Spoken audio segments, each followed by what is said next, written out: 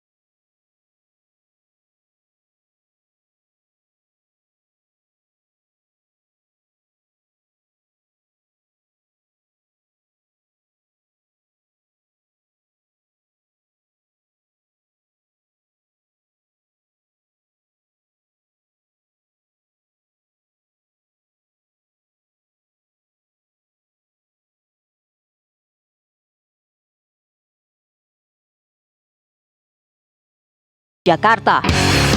Ketua Umum Partai Golkar Airlangga Hartarto menyatakan dua kadernya tersebut sudah diberi mandat dalam pilkada. Namanya on the way. Dalam perjalanan. Tapi Apa? atau Pak Ridwan Kamil? Dua-dua sudah diberikan surat oleh Partai Golkar sebelum pemilu penugasan untuk pilkada. Tapi keputusannya belum selesai, Pak. Tentu keputusan nanti tergantung daripada survei terakhir. Adapun Partai Nasdem menyatakan saat ini Syahroni menjadi salah satu kader yang dipertimbangkan untuk mereka usung. Ya, Syahroni salah satu calon serius yang akan kami pertimbangkan dengan sungguh-sungguh, tapi sangat tergantung kepada masukan dari bawah, dari kecamatan, dari kota, dan dari provinsi.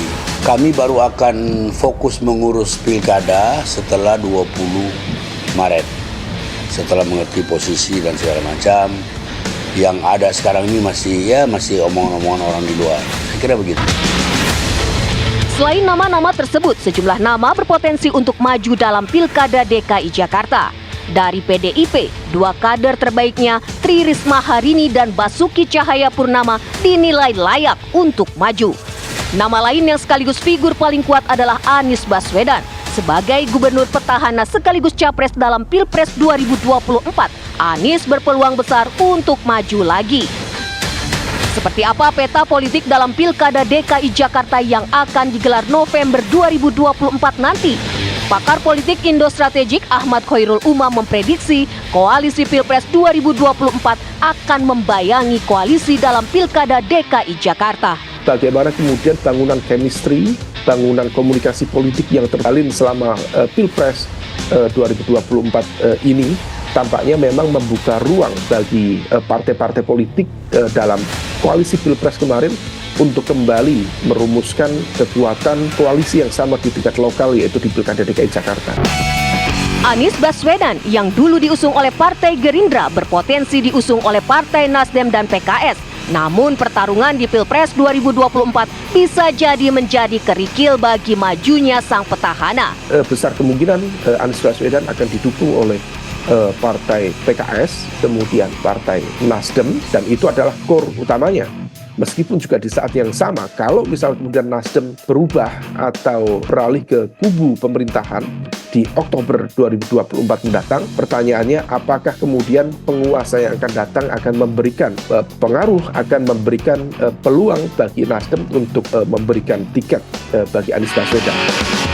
Mantan Gubernur Jawa Barat Ridwan Kamil berpeluang besar akan diusung oleh partai politik yang bergabung dalam koalisi 02 di Pilpres 2024. Sementara di kubu tengah, tampaknya dari elemen Golkar, kemudian Partai Demokrat, Partai Gerindra, kemudian PAN, rasa-rasanya akan melakukan manuver yang serupa dan rasa-rasanya juga kecil kemungkinan mereka untuk menyeberang koalisi ketika kemudian ada nama-nama yang sekiranya akan bisa diajukan dari partai-partai tersebut. Cukup banyak variasinya, mulai dari Ridwan Kamil, kemudian nama-nama yang juga sudah di-breeding oleh Partai Demokrat dan juga PAN, dan Ridwan Kamil sendiri juga tentu menjadi salah seorang nama yang cukup spektakuler dengan beberapa gimmick yang disampaikan beberapa waktu lalu.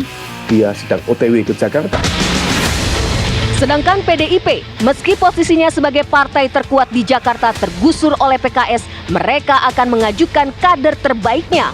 Mantan wali kota Surabaya yang saat ini menjabat sebagai Menteri Sosial Tri Risma hari ini berpeluang diusung oleh Megawati. Tentu dengan tetap memiliki infrastruktur pemenangan yang tidak bisa dipandang sebelah mata, PDIP tentu berpeluang untuk mengajukan nama yang sekiranya juga bisa dijual dalam tanda kutip kepada rakyat dan juga kepada partai-partai politik untuk memberikan dukungannya.